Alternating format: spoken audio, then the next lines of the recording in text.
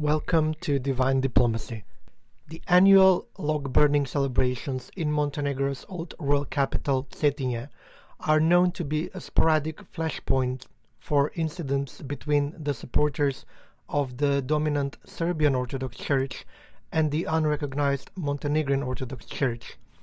Both communities organize two separate celebrations roughly 100 meters apart and traditionally gather on Christmas Eve on the 6th of January. This year's celebrations were no different except for one unusual change. The police had to focus on flashpoints between members of the Montenegrin Orthodox Church.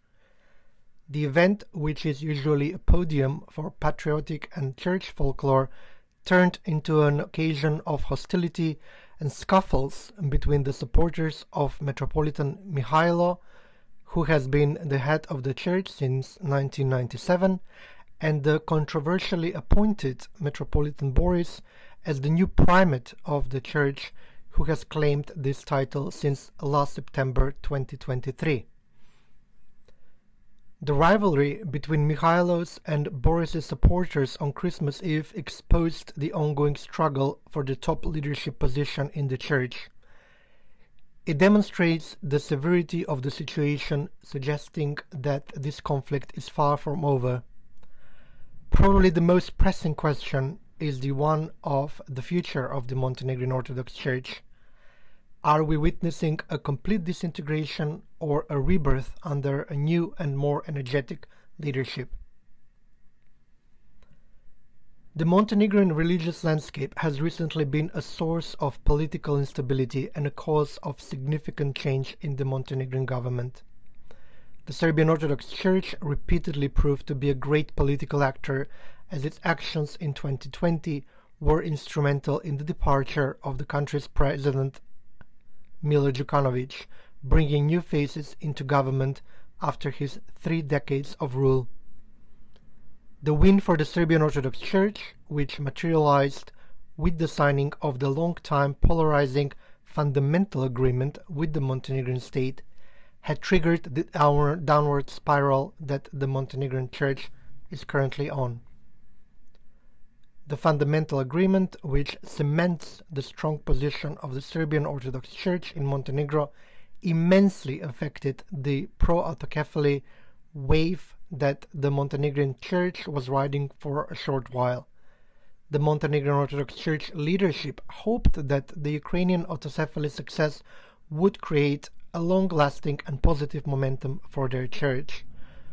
While the church received increased attention from the country's main political figure, Đukanović, following the change of government, things shifted dramatically against it. So how did the situation in the Montenegrin Church escalate? Public statements suggest that the origins of the split within the church, Mihailo versus Boris, date back to May 2023, when the Montenegrin Orthodox Church was supposed to sign its own fundamental agreement with the Montenegrin government, regulating the legal rights and obligations of the church as a religious and legal entity. The signing ceremony was originally announced for 18th of May 2023. However, no signing occurred on that day because of a last-minute change of plan regarding the meeting protocol. Instead of Prime Minister Abazović, who was expected to be present at the ceremony, the government made a decision to be represented at the meeting by officials from the Ministry of Justice. This sudden change was considered unacceptable and offensive by the Montenegrin Orthodox Church, judging by Metropolitan Mihailo's statement. The situation became acute over the summer of 2023, when Bishop Boris started to disagree publicly with Metropolitan Mihailo. One such occasion was the decision by Bishop Boris not to attend the 28th commemoration of the anniversary of the Srebrenica massacre in neighboring Bosnia and Herzegovina. Bishop Boris cancelled his participation because of the attendance of the Prime Minister Dritan Abazović at the event. By doing so, he explained to the public that he wanted to show his protest against Abazovic's instrumental role in signing the fundamental agreement with the Serbian Orthodox Church. Metropolitan Mihailo disagreed with the decision and claimed that Boris had interfered directly in a political matter, something that he considered the Church should never do.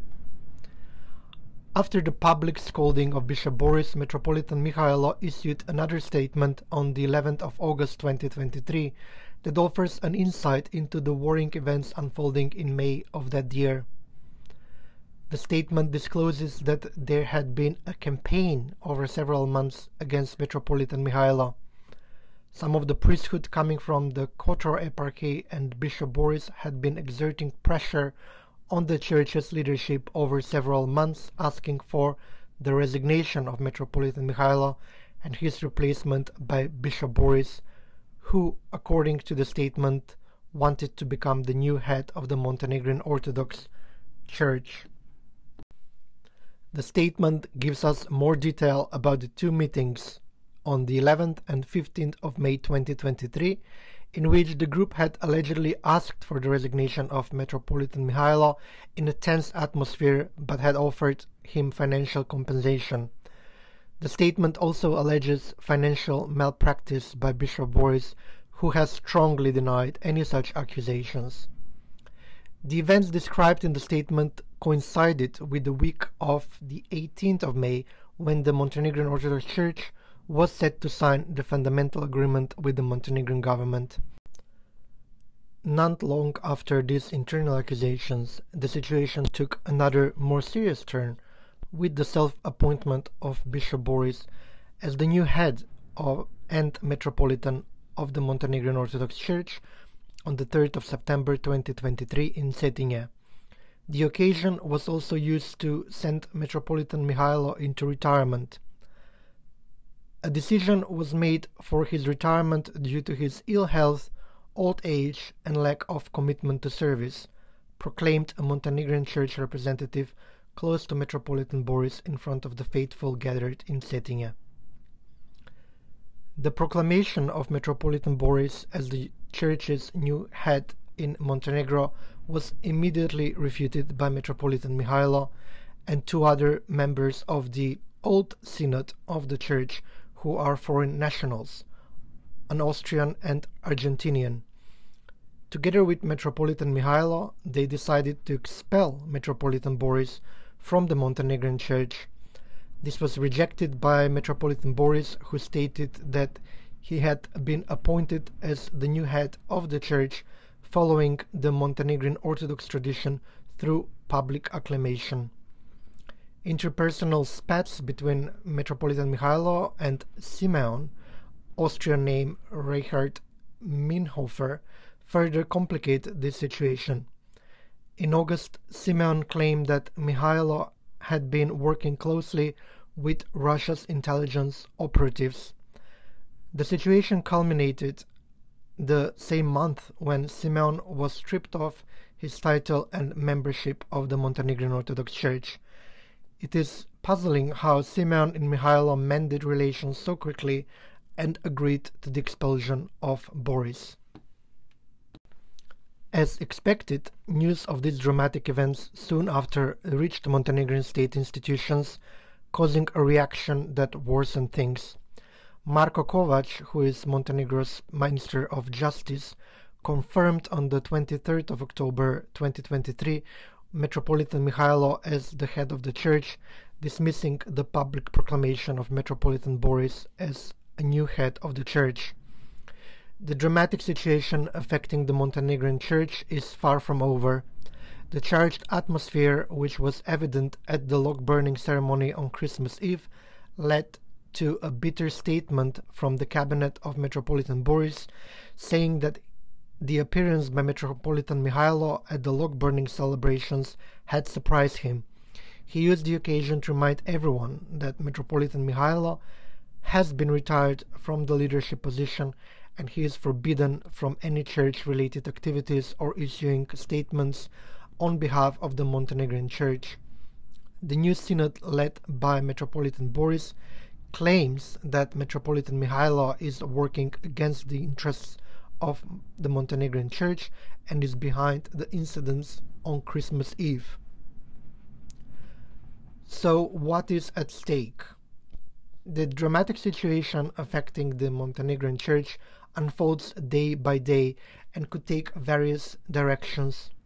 It is becoming more apparent that Metropolitan Boris exerts control over the Church's media presence in the country through the number of statements he issues and the appearances he makes as the head of the new Church. Metropolitan Mihailo, on the other hand, while still not recognizing Boris's authority, has been unable to show meaningful opposition. However, the state authorities are currently backing Metropolitan Mihailo and are reluctant to recognize Boris as the new primate. Without state approval for this change, Metropolitan Mihailo will still be the only legal representative of the Church. While legal hurdles could drag this dispute into a long legal battle, Metropolitan Boris is focusing on rebuilding the Church organization structure from within, with new church and laity bodies that would help him strengthen his new position.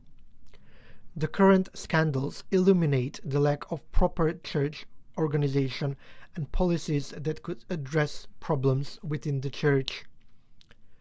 The situation that the Montenegrin Church is in at the moment is a culmination of the difficult position it has been in for many years. With limited institutional and state support, it has barely stayed alive all these years. Discussions about possible autocephaly are now more distant than ever. This undoubtedly affects its believers and further strengthens the role of the dominant Serbian Orthodox Church, which has a privileged position and has enjoyed smooth church operations in the country. The risk for the Montenegrin Church at the moment does not come from Belgrade and the Serbian Church, but from within itself and from the Montenegrin state. A prolonged legal battle about the real primate of the Church may cause further damage and even more factions. While the Montenegrin Church is at a crossroads, a risk of a complete breakdown is less likely because of the personality of Metropolitan Boris, who is energetic and determined to revive the Montenegrin Church. Having received his theological education in Kiev under the former Kiev Patriarchate, he might be the one who has what it takes to rebuild this church.